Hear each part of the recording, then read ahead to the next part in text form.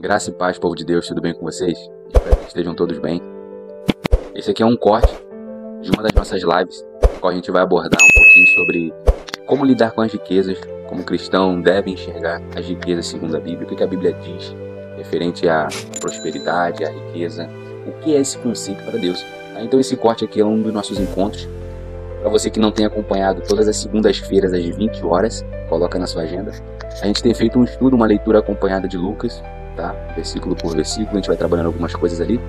Tem sido bem legal. Eu te convido a estar com a gente todas as segundas-feiras às 20 horas. Não se esqueça também de se inscrever no canal, deixar o seu like, tá? Ativar o sininho e compartilhar com mais pessoas que você sabe também que gostam de estudar a Bíblia mais a miúdos, para a gente estar aprendendo junto, tudo para a honra e glória de Deus. Amém?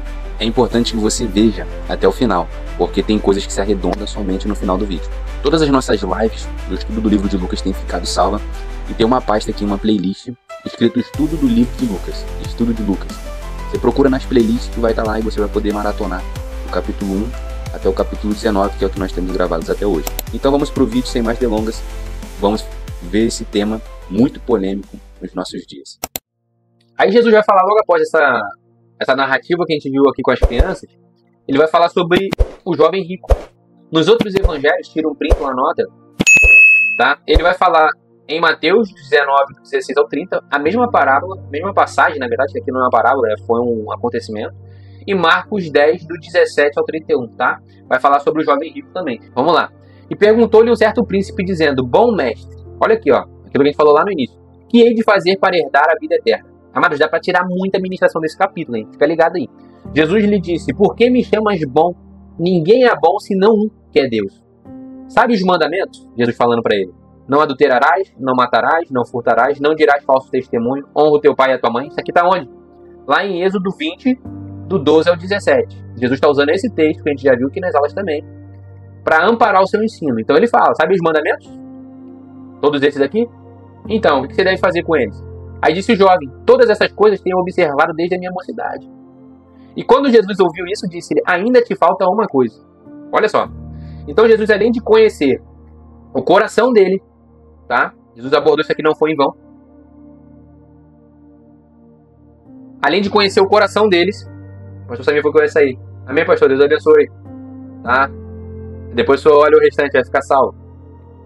Então, além de conhecer o coração dele, Jesus sabia onde estava preso o coração desse jovem, tá?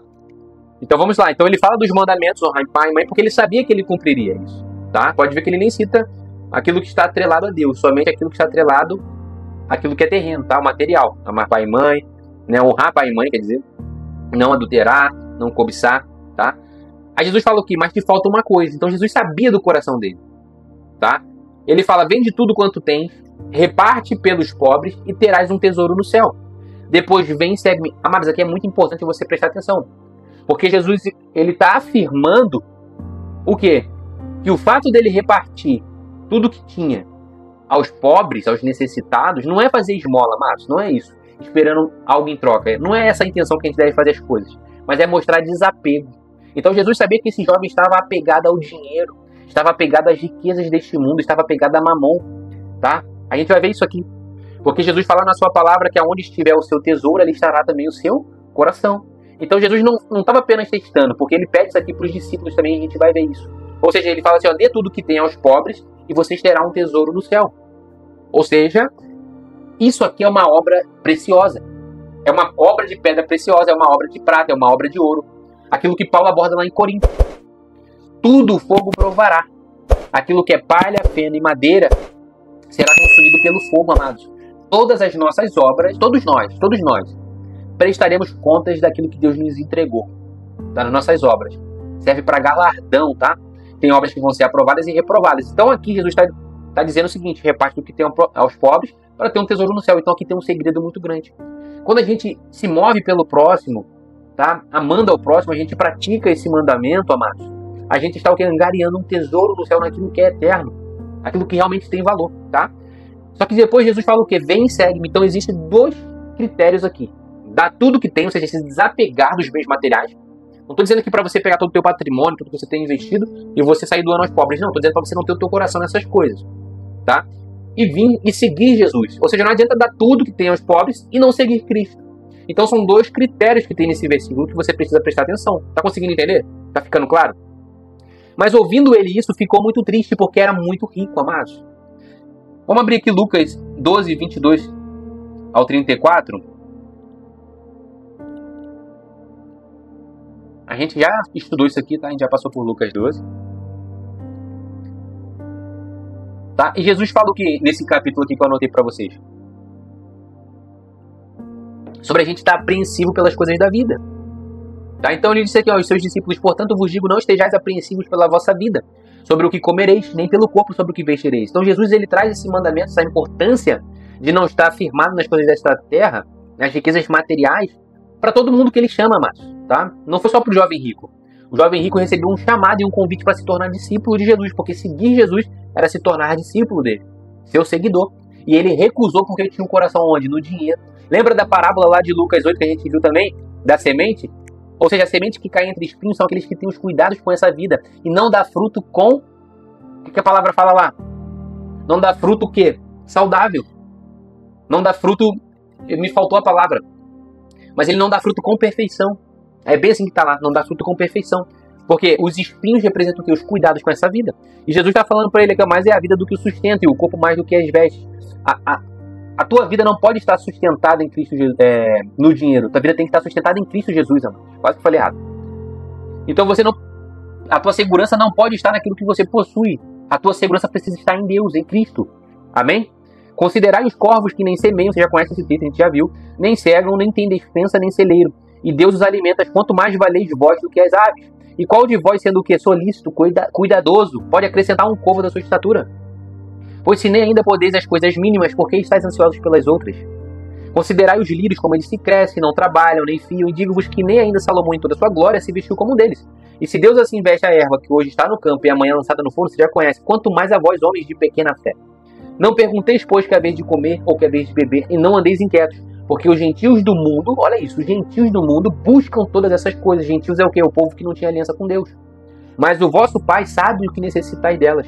Aí Jesus bate aqui, ó, e arredonda. Buscai antes o reino de Deus, e todas essas coisas vos serão acrescentadas. Tá entendendo? Ter simplicidade como uma criança, entender o valor das coisas, tá vendo aqui? Ou seja, buscar primeiramente o reino de Deus, amados. É tudo conectado aos ensinos de Jesus. Amém? Então vamos lá. Não temas, ó pequeno rebanho, porque o vosso Pai agradou dar-vos o reino. Vendei o que tens. Olha aqui, ó. Então o pedido que ele fez ao jovem rico foi o mesmo pedido que ele fez aos discípulos, ó. Vendei o que tendes, dai esmolas, ou seja, dai o que tem aos pobres, fazei para vós bolsas que não envelheçam, ou seja, ganhará um tesouro no céu. Ou seja, bolsas que não envelheçam, tesouros nos céus que nunca cabem. A mesma coisa que Jesus fala para o jovem rico é a mesma coisa que ele falou para os discípulos no seu chamamento. Aonde não chega ladrão e a taça não rói, amados. Olha isso. Porque onde estiver o vosso tesouro, aí Jesus arredonda, ali estará também o vosso coração. Show? Agora vamos abrir Marcos aqui, rapidinho. Esse de Marcos é mais curtinho. Porque tem algo muito importante aqui. Marcos... Isso aqui é Lucas. Mateus, desculpa. Mateus 6, do 19 ao 21. Só pra gente ver. E arredondar. Mateus 6... 19 ao 21, bem ligeiro. Não ajunteis tesouros na terra, onde a traça e a ferrugem tudo consome, e onde os ladrões minam. É a mesma passagem, tá? Mas ajuntai tesouros no céu, onde nem a traça nem a ferrugem consome, e onde os ladrões não minam nem roubam. Porque onde estiver o vosso tesouro, aí estará também o vosso coração, amados. A mesma passagem que a gente acabou de ver. Estão entendendo? Ou seja, o jovem rico, ele recusa se tornar discípulo de Jesus por causa do quê? Dos bens terrenos. Amados, quantos têm feito isso ainda hoje, nos nossos dias? Eu tenho sempre batido nessa tecla, tá? Eu não vou bater mais nessa classe, beleza? Mas fica atento nos sinais, amados. Tem muito ministro do evangelho que ama mais o dinheiro do que as vidas. Ama mais o dinheiro do que as pessoas, amados. Gasta milhões em estrutura e não tá nem aí pro próximo, que tá passando fome ao seu lado, sabe? Estão cegos pela avareza, querido. Isso aí tu não precisa ter um discernimento muito apurado para enxergar isso não, tá? Isso tá no nosso meio, perto da gente. Nesse movimento gospel que se tornou um nicho, né? Um nicho gospel. Assim como tem nicho de fazer dinheiro extra, de fazer renda extra, nicho de relacionamento, enfim, tem um nicho gospel também, sabe? E tem gente vendendo isso aí na internet, comercializando, sabe? Botando num pacote, não se importa com a construção das pessoas, não se importa se estão conduzindo as pessoas ao inferno, sabe? Não querem saber disso aqui, ó. Aonde estiver o seu tesouro, ali também estará o seu coração. Então para de dar ibope pra esse tipo de gente. Amém? E você também cuida para não se tornar esse tipo de gente. Show? Então vamos lá. E vendo Jesus que ele ficara muito triste, disse: quão dificilmente entrarão no reino de Deus os que têm riquezas. Tá? Porque é mais fácil entrar um camelo pelo fundo de uma agulha do que entrar um rico no reino de Deus. Amados, eu coloquei isso aqui porque isso aqui foi uma observação que estava na minha Bíblia de estudo até. Tem muita gente que fala que esse buraco da agulha era uma passagem, né? Uma porta que tinha, né? Cadê? Deixa eu achar aqui. Ó, vamos ler. Ó. Jesus alertou enfaticamente que as riquezas são um obstáculo para entrar no reino de Deus. O camelo era o maior animal que havia na Palestina. O buraco de uma agulha é a menor cavidade. Alguns ricos conseguem superar o problema e seguir Jesus, mas a maioria dos seguidores do Senhor é de origem humilde. Se tu for ver a palavra, é realmente isso aqui. Explicações que mencionam um portão nos muros de Jerusalém chamado Buraco da Agulha não tem nenhum fundamento. Então esse aqui não existe, esse portão, tá? Tem muito rios, shorts que vem falando sobre esse Buraco da Agulha, que era uma passagem lá no templo de Jerusalém, na cidade de Jerusalém, onde o camelo tinha dificuldade de entrar por causa das suas bagagens. Não existe fundamento, tá? Isso aqui tá na Bíblia de estudo, não existe fundamento para amparar esse tipo de ensino, tá? Então tem que cuidar do que você se alimenta por aí. Então o fundo de uma agulha é Jesus realmente usando uma hipérbole para dizer o quê? Que é praticamente impossível um rico entrar no reino de Deus, porque ele tem o coração no dinheiro, amados.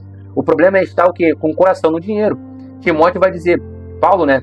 Escreveu a carta a Timóteo e vai dizer: porque o amor ao dinheiro é a raiz de toda espécie de males. E nessa cobiça alguns se desviaram da fé e se transpassaram a si mesmo com muitas dores. Ou seja, o amor ao dinheiro. Aí eu te pergunto, quantos ricos existem que não amam o dinheiro? Não amam o que tem? Diz pra mim aí, de verdade mesmo, que você conhece. Não dá pra saber, porque isso é o coração. Só Deus sabe, amados.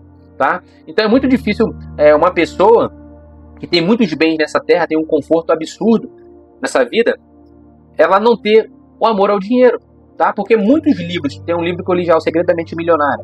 Foi o primeiro livro que me destravou assim que eu comecei a buscar. O autor do livro ensina você a amar o dinheiro. E aí? Ele fala que aquilo que você ama, você atrai, você tem mais força. Ou seja, muitas pessoas no mundo corporativo estão amando o dinheiro sem perceber, amados, tá? E tu percebe isso quando você tem que praticar, quando você tem que dar o seu dízimo, quando você tem que ofertar na vida de um irmão necessitado, que Deus manda e você não faz. Tudo isso o quê? Revela um coração que ama o dinheiro. Não estou dizendo aqui para você sair distribuindo dinheiro que nem o Silvio Santos, não é isso. Tem muita gente que se escora, né, e quer ficar dependente, né? Então assim, ó, ninguém tem filho barbado.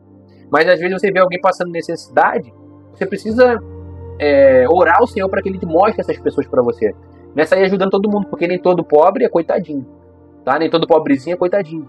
Então você precisa ajudar as pessoas corretamente, as pessoas certas, amados. Tinha um vídeo que eu até esqueci de baixar aqui pra você, de um rapaz que ele doou um tênis e ele tava desconfiando pra onde estava indo aquela doação. E ele colocou um rastreador no tênis. Ele percebeu que o tênis dele estava sendo vendido no brechó de outro país, não sei quantos quilômetros de distância.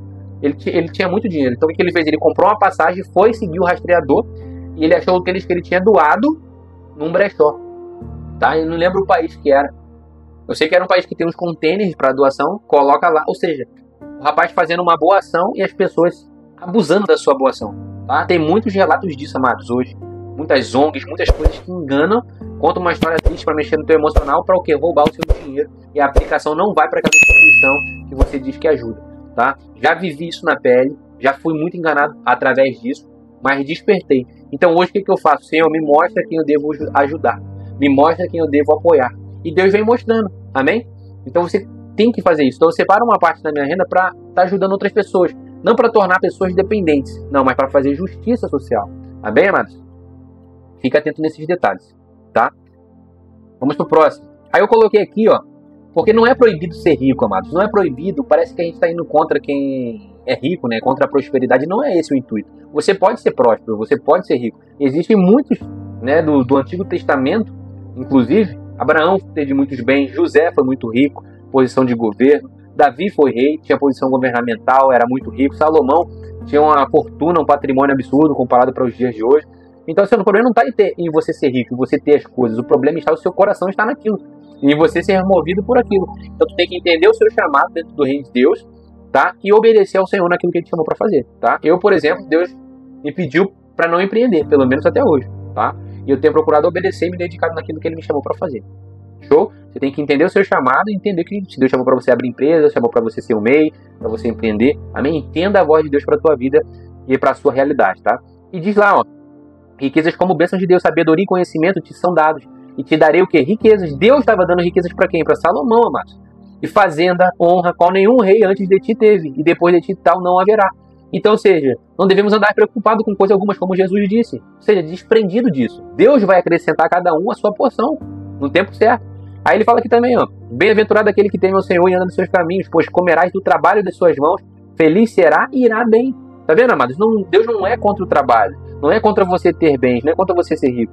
Ele é contra o que? A avareza, a ganância, esse tipo de coisa, esse tipo de sentimento. Então cuida, porque é uma linha muito tênue. Tá? O salmista fala aqui também, ó, a gente acabou de ler. Isaías também, ó, mas vós sereis chamados sacerdotes do Senhor e vos chamarão ministros de nosso Deus. Comereis de onde, amados? Das riquezas das nações, e na sua glória vos gloriarei. Tá vendo? Aí aqui vem o que? Atenção, tudo isso aqui é sobre riquezas, ó, como bênçãos. Salmo 112, 1, 3. Louvai ao Senhor, bem-aventurado o homem que teme ao Senhor, que em seus mandamentos tem grande prazer. A sua descendência será poderosa na terra, e geração dos justos será abençoada. São bênçãos para o povo de Israel na época. Fazenda e riquezas haverá na sua casa, e a sua justiça permanece para sempre. Ou seja, fazenda e riqueza, amados. Para quem? Para o povo separado, o povo de Israel. Hoje nós somos o povo de Deus. Todos aqueles que aceitam a Jesus. Ou seja, essas promessas estão inseridas no reino de Deus. Prosperidade há no reino de Deus. Prosperidade verdadeira. Tá? Riquezas e honras estão comigo. Sim, riquezas duráveis e justiça. Melhor é o meu fruto do que o ouro. Sim, do que o ouro refinado. É Deus falando para o seu povo. E as minhas novidades melhores do que a prata escolhida. Tá vendo? Então tem duas formas de a gente conseguir riquezas. Através do que? Fazendo a vontade de Deus, cumprindo a vontade do Senhor, obedecendo a Ele, permanecendo no centro da sua vontade. Ou seja, e também com o fruto do nosso esforço humano. Trapaceando, dando um jeitinho, tentando adiantar o tempo das coisas. Existe um tempo certo para todas as coisas. Eclesiastes 3 vai falar sobre isso, amados. Tá? Então aproveite, usufrua. Deixa eu aparecer para você aqui. A gente daqui a pouco está indo para a parte final. Então, amados, usufrua, tá, da presença de Deus. Aprenda a respeitar os processos da vida. Aquele homem que aprende, o homem que aprende a aproveitar os processos, a curtir o processo, é um cara que vai ser bem-aventurado. Ou seja, o sucesso não está no final, o sucesso está o quê? Na caminhada, durante a caminhada, no dia que você trabalha mais, que você fica cansado, você fica fadigado, mas você o que aprendeu a usufruir do processo, porque Deus está no processo. Todas as coisas cooperam para o bem daqueles que amam Deus. Amado, isso é muito difícil. É muito difícil. Hoje eu estava num lugar onde eu não queria, hoje passei o dia assim, um dia cansativo, fadigado, e eu não enxerguei um propósito real. Mas todas as coisas cooperam para o bem. Tudo ocorreu para que eu estivesse naquele lugar. Hoje no meu contexto do meu trabalho, sabe? E eu não era para me estar lá. Se fosse justo, realmente não era para me estar nesse lugar onde eu estava, tá? Não vou abrir aqui para não ficar muito longo. Só quero que você entenda que todas as coisas cooperam para o seu bem. Então aprenda a enxergar Deus em tudo. Até naquilo que te traz desconforto, até naquilo que parece ser ruim momentaneamente. Tá comigo? Então guarda isso no teu coração, amados. Bem-aventurado é esse homem que consegue enxergar Deus no processo, no caminho.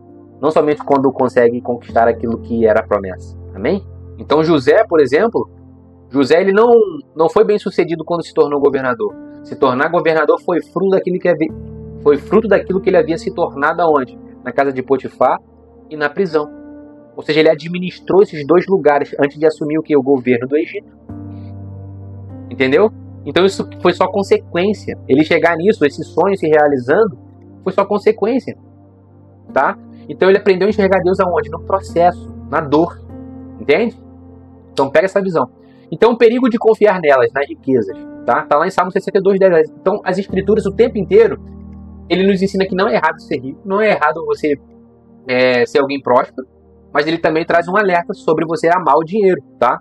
Então diz aqui, não confieis na opressão, nem vos desvaneceis na rapina. Se as vossas riquezas aumentam, não ponhais nelas o coração, amados. Então se Deus te deu em abundância, não ponha o seu coração naquilo que você tem. Não ponha o seu coração no quanto você tem no banco. Então hoje muito tem se falado, amados, de uma nova ordem mundial, inclusive financeira, economicamente falando. Tá? O Musk, né, o perfume Musk, para bons entendedores o pinga é letra, o perfume Musk, tem falado muito que o capitalismo não vai permanecer na era da inteligência artificial. Tá entendendo? Que a tua segurança não pode estar no dinheiro. Talvez tudo que você está juntando hoje, daqui a um tempo pode não valer nada. Tá? Guarda isso no teu coração. Então a gente está vivendo uma instabilidade financeira global, amados. Se você está atento nas notícias, você está percebendo isso. Se você está dormindo no ponto, você não está ligado nisso. Então a tua confiança precisa estar no Senhor. Agindo com prudência, esperando no Senhor. Vocês estão comigo? Tá entendendo o que eu estou falando para você? Então o capitalismo, ele surge aonde? Na transição da Revolução Industrial, amados. seja, depois da guerra. Então, teve um avanço muito das empresas. Aqui é história para você. Tá? Tu sabe disso aí já. Espero que saiba pelo menos. Então, nem sempre existiu o capitalismo. Então, se você está fiando naquilo que você tem investido no banco, por muitas vezes eu busquei uma liberdade financeira para ter mais segurança. Então, eu investia em FI, investia em ações, tá? Tem uns ativos ainda nisso, mas hoje a minha segurança está saindo desse lugar. Por quê? Minha confiança está no Senhor, amados. Eu aprendi a confiar no Senhor, porque por muito tempo a minha confiança esteve no dinheiro. Tá? Tô batendo nessa tecla porque isso aqui tem pegado muitos cristãos hoje, tá? Então guarda isso no teu coração. Tira o print dessa tela aqui, ó. Olha Provérbios 11:28, Salomão dizendo: aquele que confia nas suas riquezas cairá, mas os justos reverdecerão como a rama, tá? Ou como o ramo. Assim diz o Senhor: não se glorie o sábio na sua sabedoria, nem se glorie o forte na sua força, não se glorie o rico nas suas riquezas, mas o que se gloriar, glorie-se nisto, em que conhecer e saber que eu sou o Senhor, que faço beneficência, juízo e justiça na terra. Então a confiança tem que estar no Senhor. Bendito o homem que confia no Senhor e cuja sua força é o Senhor. Jeremias 17:33, se eu não me engano, vai dizer isso também. Porque dessas coisas me agrado, diz o Senhor. Show, amados? Vamos lá, vamos dar prosseguimento. E os que ouviram isso disseram logo, quem pode salvar-se? Os discípulos, né? Se o rico não vai se salvar, quanto mais o pobre, tá? Estão olhando com os olhares humanos, olha isso. Mas ele respondeu: as coisas que são impossíveis aos homens são possíveis a Deus. Está falando sobre salvação, tá, Márcio? Porque eles perguntaram: quem pode se salvar? Não confunda aqui. Tá? Entende que tem uma pergunta no versículo 26. Vamos lá, fazer uma análise do texto. E ele respondeu: as coisas que são impossíveis aos homens são possíveis a Deus. Ou seja, é impossível ao homem se salvar sozinho. Mas isso é possível a Deus através de Cristo Jesus. Aqueles que creem que deu o seu Filho, né? Para que nós venhamos alcançar a salvação. Porque todo mundo estava em condenação. Todos, sem exceção. Nasceram numa esfera contaminada, a esfera do primeiro Adão, imagem e figura do primeiro Adão, até que você já sabe, numa esfera onde? De condenação eterna. Mas Deus entregou seu Filho para que nos redimisse dos nossos pecados e nos salvasse. Então aquilo que é impossível aos homens fazer sozinho, se reconciliar com Deus, são possíveis para Deus. Então Deus entregou seu Filho e reconciliou, tá? Deu a nova aliança, reconciliou o mundo em si mesmo, através de Cristo Jesus. E disse Pedro: eis que nós deixamos tudo e te seguimos. Foi justamente aquilo que a gente leu lá em Mateus 6, 20, do 19 ao 21, ou do 21 ao 23 que a gente viu ali. Ou seja, o chamamento dos discípulos, que ele fala: dei tudo o que tem aos pobres e terá um tesouro no céu e siga-me. Ou seja, o mesmo chamado para todos. O jovem rico não aceitou o quê? Ser discípulo. Básico e ponto. Tá? Eu abordo isso aí até no meu livro também. Eu falo sobre isso, Trabalhadores da 11ª Hora. Beleza? E ele lhes disse: na verdade vos digo que ninguém há que tenha deixado casa, pais, irmãos, mulher ou filhos pelo reino de Deus e não haja de receber muito mais neste mundo e na idade vindoura a vida eterna. Então o 30 aqui, amados, está nos evangelhos sinóticos, como a gente já pôde ver. Então Mateus, Marcos e Lucas retratam a mesma coisa. Marcos traz um detalhe que Lucas não trouxe no versículo 30. Ele disse o quê? Todos que abandonaram tudo hão de receber ainda nesse tempo presente. Marcos vai dizer o quê? Com perseguição. Lucas não falou que era com perseguição. Tá vendo? E Marcos traz outro detalhe, que ele fala que vamos colher 100 vezes mais. Todos aqueles que abandonaram a sua vida, o amor à sua própria vida, abandonaram os seus negócios, abandonaram tudo que tem, os seus projetos em prol do reino de Deus, colherão ainda 100 vezes mais. Só que Marcos traz um detalhe o quê? Que é com perseguição, coisa que Lucas não fala. Tá entendendo? Tanto no presente como bênçãos naquilo que está por vir. Ou seja, bênçãos celestiais, aquilo que é eterno. Então aqui Marcos vai dizer que não receba 100 vezes tanto já neste tempo, ou seja, tempo presente, em casas, irmãos, irmãs e mães, filhos e campos, com perseguições. Não podemos esquecer desse detalhe. E no século futuro, a vida eterna. E todo aquele que tiver deixado casa, irmão, irmãs, pai, mãe ou mulher, filhos, terras, por amor do meu nome, receberá 100 vezes tanto e herdará a vida eterna. Mateus retrata dessa forma, tá? Então aqui temos 3 evangelhos citando o mesmo fato de forma diferente. E isso não está errado, isso é bom, porque isso comprova que isso realmente aconteceu. Errado estaria se os 3 estivessem falando a mesma coisa, daí dá para ver o que foi combinado. Não, a gente tem 3 autores falando do seu ponto de vista, daquilo que tem como percepção, daquilo que eles aprenderam, tá vendo? Daquilo que eles conseguiram entender. Então se 3 pessoas veem um acidente acontecendo, por exemplo, e as 3 relatam a mesma coisa, eles combinaram a história, tá? Mas se cada um conta uma história que parte é diferente, uma coisa é aqui, é porque eles contaram em pontos de vista diferentes. Então, essas desavenças que tem no Evangelho, isso é bom para comprovar que isso realmente aconteceu. Foram testemunhas de Cristo Jesus, tá? Talvez não ocular, mas foram testemunhas contemporâneas. Show? Tá comigo? Deixa eu ver nos comentários se você tá acordado ainda. Espero que você tenha gostado desse vídeo. Deus abençoe a sua vida e até a próxima.